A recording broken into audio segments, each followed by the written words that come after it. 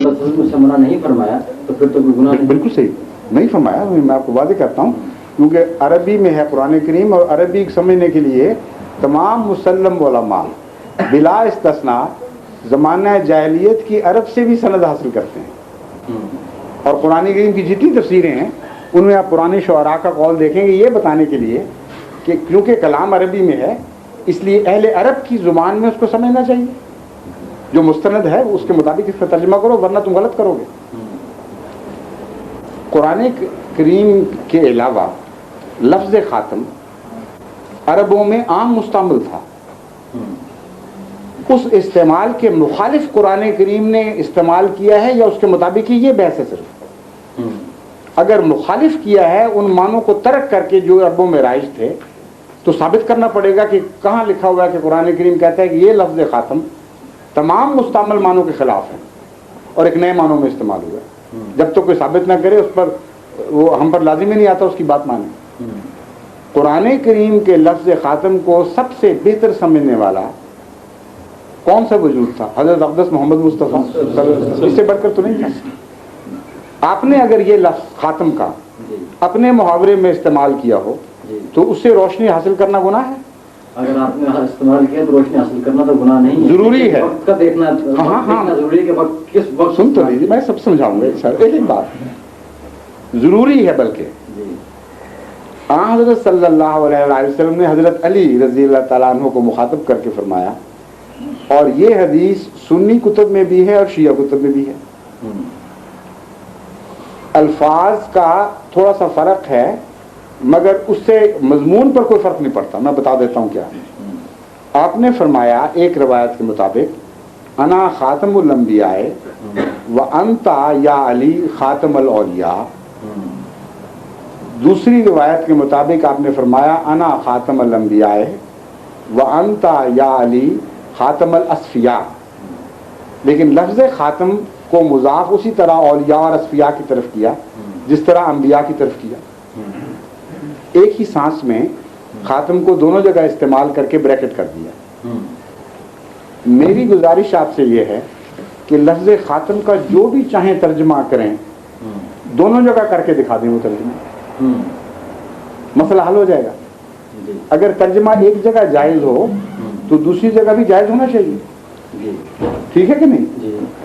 اب بتائیے اگر ہم موجودہ علماء کی بات مانیں اور خاتم کا ترجمہ یہ کریں کہ زمانے کے لحاظ سے آخری جس نے نبوت کو ختم کیا ہے اور اس کے بعد کسی قسم کی کوئی نبوت بھی قیامت تک انسان نہیں دیکھ سکے گا اور کسی نبی کی شکل نظر نہیں آئے گی، اس کے بعد خاتم الاولیاء کا کیا ترجمہ ہوگا بتائیے؟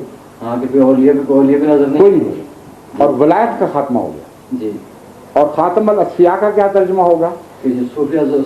صفا پاک لوگ جو ہیں وہ بھی ختم ہمیشہ کے لیے. آخری شخص جو صاف اور پاک کیا گیا وہ علی تھے. آخری ولی جو قرآن اور رسول نے پیدا کیے اپنی قوت سے وہ علی تھے. یہ ہونا چاہیے نا ترجمہ. تو پھر اس کو کیوں نہیں مانتے؟ ہاں اس کے لیے یا کیا نبی کریم صلی اللہ علیہ وسلم نے اپنے لیے جو خاتم کا لفظ استعمال کیا اس کے معنی آپ اس کی بھی تو بیان کرنا کہ آپ نے وہ میں کر دوں گا مگر پہلے میری بات سن لیجیے تسلی سے حوصلے سے تاکہ آپ کو سمجھ آئے کہ ہم کیوں دیکھ رہے ہیں، کس روشنی میں اس مضمون کو دیکھ رہے ہیں. اگلی بات، عربوں نے لفظ خاتم کو بکثرت استعمال کیا. خاتم الاطباء بھی کہا، خاتم الخطباء بھی کہا، خاتم الشعراء بھی کہا، خاتم الحکماء بھی کہا، خاتم الخلفاء بھی کہا. یعنی اس لفظ کو بکثرت عرب پہلے سے بھی استعمال کر رہے تھے. کوئی نیا محاورہ نہیں تھا جو قرآن کریم نے ایجاد کیا ہو اور قرآن کریم کے نازل ہونے کے بعد بھی کرتے رہے. اگر خاتم کا وہ معنی لیا جائے جو آج کے علماء ہم پر ٹھونسنا چاہتے ہیں تو ہر جگہ وہ معنی ثابت ہونا چاہیے یا کسی جگہ تو ثابت ہونا چاہیے. ہر جگہ اگر اس معنی کو لیں گے تو مطلب یہ ہوگا کہ عرب جب کہتے تھے خاتم الحکماء تو ان کے نزدیک وہ آخری حکیم تھا جس کے بعد کوئی حکیم پیدا نہیں ہو سکتا. وہ آخری شاعر تھا جس کو خاتم الشعراء کہا گیا، پھر کوئی شاعر پیدا نہیں ہو سکتا. کہیں بھی یہ معنی نام کہنے والے کے ذہن میں تھے، نہ سننے والے نے اسے اخذ کیا. اس لیے وہ معنی جو عرب محاورے کے مخالف ہوں، حضرت رسول اکرم صلی اللہ علیہ وسلم کے استعمال کے مخالف ہوں اور عقل کے منافی، وہ کیسے قبول کر لیں جب تک کوئی ٹھوس دلیل اس کے حق میں نہ پیش کی جائے. اصل بات یہ ہے کہ جب آپ لفظ خاتم کا مفہوم عرب محاورے کی روشنی میں سمجھیں تو نہ صرف یہ کہ یہ اعتراض اٹھ جاتے ہیں جو ابھی میں نے آپ کے سامنے رکھے، بلکہ حضرت اقدس محمد مصطفیٰ صلی اللہ علیہ وسلم کی حقیقی شان اس طرح ابھرتی ہے کہ دوسرے معنوں میں اس کا عشر عشیر بھی ظاہر نہیں ہوتی. وہ شان اگر حضرت صلی اللہ علیہ وسلم سے سچی محبت کا دعویٰ ہے تو پھر وہ معنی قبول کریں جو زیادہ شایان شان ہوں، نہ کہ جو شان گرانے والے ہیں. اب صرف یہ گفتگو میں کروں گا کہ ہمارے نزدیک شایان شان معنی کون سے ہیں، اور ان کو ثابت کروں گا کہ ہر عرب استعمال میں وہ اپلائی کرتے تھے. پھر بات کھل جائے گی نا. بات ہمارے نزدیک خاتم کا معنی جب بھی عربوں نے اسے استعمال کیا اس مضمون میں بہترین اور چوٹی کا قرار دینے کے لیے استعمال کیا. جب کہا متنبی خاتم الشعراء تھا تو ہرگز یہ مراد نہیں تھی کہ متنبی آخری شاعر ہے جس کے بعد شاعر پیدا نہیں ہوگا، یہ شعر ختم ہو گئے. مراد یہ تھی کہ شعر کی دنیا میں مقام کے لحاظ سے آخری وجود آ گیا ہے، اس سے بلند تر کوئی شاعر پیدا نہیں ہو سکتا. جب یہ کہا کہ آخری حکیم تو مراد تھا حکمت کی دنیا میں یہ سب سے بلند تر ہے. اور یہ لفظ خاتم زمانے کے ساتھ تعلق ہی نہیں رکھتا، یہ ماضی پہ بھی مار کرتا ہے اور مستقبل پہ بھی مار کرتا ہے. آخری جو لفظ ہے وہ ایک کونا صرف رکھتا ہے، وہ زمانے کے معنوں کے بغیر آخری کہلا ہی نہیں سکتا. زمانے میں آخری، لیکن مقام میں آخری جو ہے اس کا زمانے سے کوئی تعلق نہیں. وہ سب سے پہلے ہو کر بھی آخری ہو سکتا ہے. اور یہ تشریح 100% رسول اکرم صلی اللہ علیہ وسلم کی اپنی تشریح کے مطابق ہے.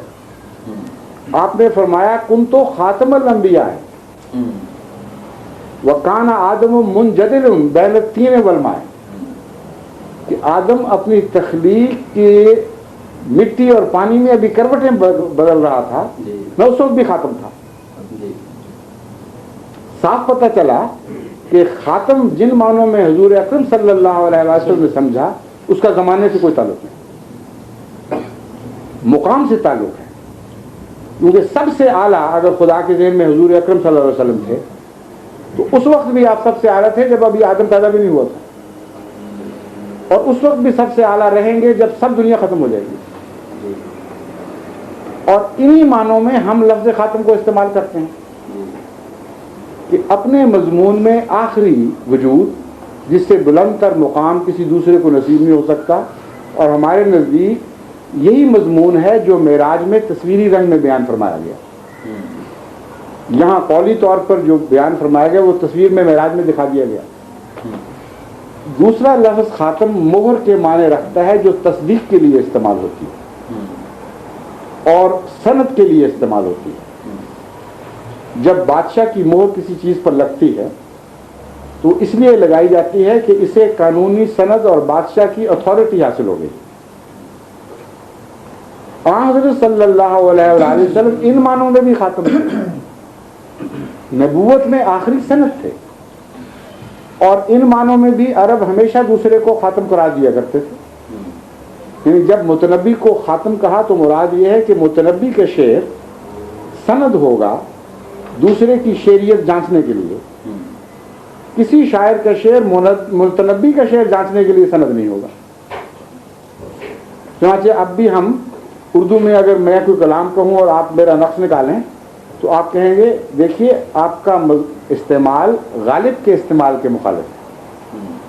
میں چھوڑ دوں گا بات اسی وقت، کیونکہ غالب ہمارے نزدیک سند بن چکا ہے.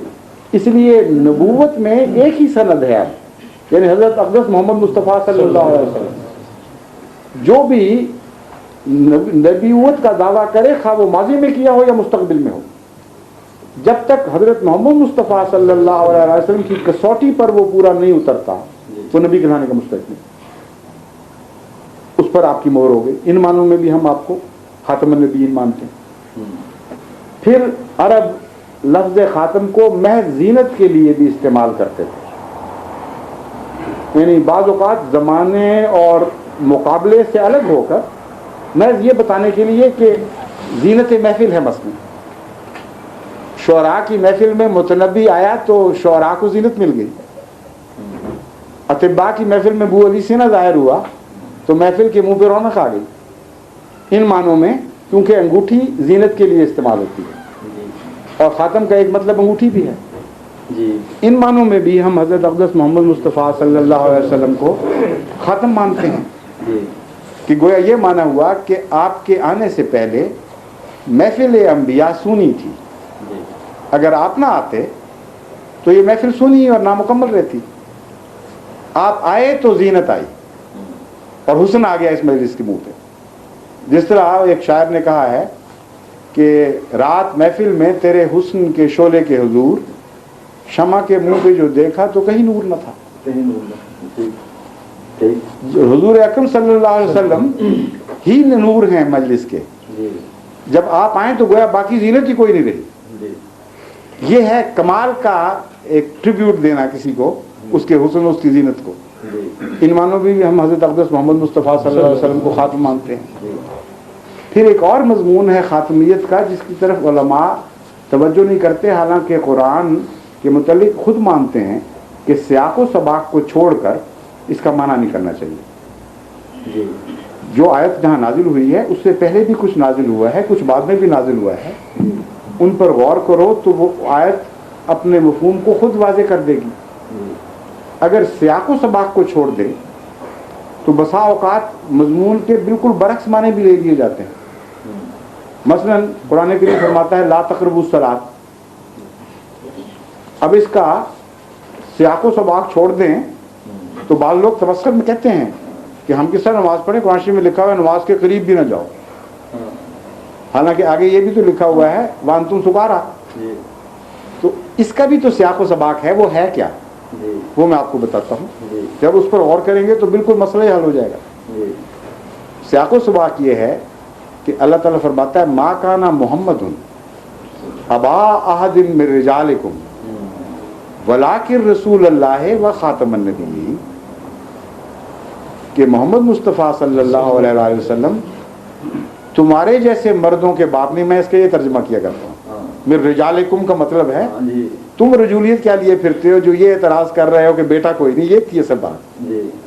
الزام یہ تھا کہ یہ تو لاولد ہے، اور نعوذ باللہ من ذالک جس کو تانے کے طور پر لیا کرتے تھے کہ یہ مردانگی صفات سے آری ہے، ورنہ اس کو بیٹا ملتا. یہ عربوں کا ایک تصور تھا جاہلانہ. اور یہ اعتراض کیا کہ اس کا کوئی جسمانی بیٹا نہیں، اس لیے یہ خوبیوں سے آری ہے، مردانہ خوبیوں سے آری ہے. جواب خدا نے یہ دیا کہ ہاں تمہارے جیسے مردوں کا باپ نہیں ہے اور اس سے کوئی فرق نہیں پڑتا. پھر کس کا باپ ہے؟ یہ جواب ہونا چاہیے نا. یہ جواب تو نہیں ہونا چاہیے کہ روحانی باپ بھی نہیں ہے. اگر یہ جواب ہو تو اتنا خطرناک نتیجہ نکلے گا کہ بدی پر بدی کا اضافہ ہو جائے گا. دوسرے علماء کی اس لیے ہم بات نہیں مانتے. ہم کہتے ہیں بے شک قتل کرو، ہمیں مارو کاٹو جلاؤ، ہم وہ بات ہرگز نہیں مانیں گے جو حضرت صلی اللہ علیہ وآلہ وسلم کی شان کے منافی ہو اور دشمن کے اعتراض کو تقویت دینے والی. ان کا ترجمہ یہ بنتا ہے کہ گویا نعوذ باللہ من ذالک خدا نے یہ کہا کہ تم کیا بات کر رہے ہو کہ صرف جسمانی طور پر کسی مرد کا باپ نہیں، ہم تمہیں بتاتے ہیں کہ روحانی باپ بھی نہیں. اس کی نسل میں یا اس کی امت میں کوئی نبی بھی اب پیدا نہیں ہو، جبکہ گزشتہ انبیاء کی امت میں حضرت ابراہیم علیہ السلام اور دیگر انبیاء کی امت میں خدا نبی بھی بھیجتا رہا. تو اصل اعتراض کیوں نہیں کرتے کہ اس کے بعد تو نبی بھی ختم ہے؟ ہم کہتے ہیں یہ جواب درست نہیں، یہ شان محمد مصطفیٰ صلی اللہ علیہ وسلم کے شدید منافی ہے. جواب یہ بتا رہا ہے کہ تم باتیں کیا کر رہے ہو، دنیا کے مردوں اور تمہارے جیسے مردوں کی خدا کے نزدیک قیمت ہی کوئی نہیں. یہ نبیوں کا باپ ہے.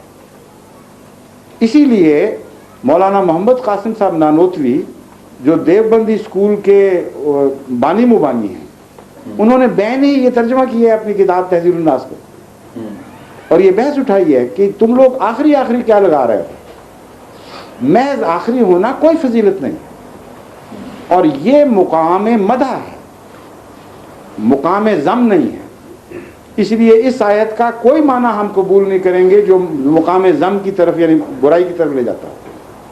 تعریف کا مقام ہے، تعریف کا معنی کرو، اور تعریف کے معنی کا تقاضا یہ ہے کہ یہاں یہ ترجمہ کیا جائے خاتمیت کا کہ وہ نبیوں کا بھی باپ ہے،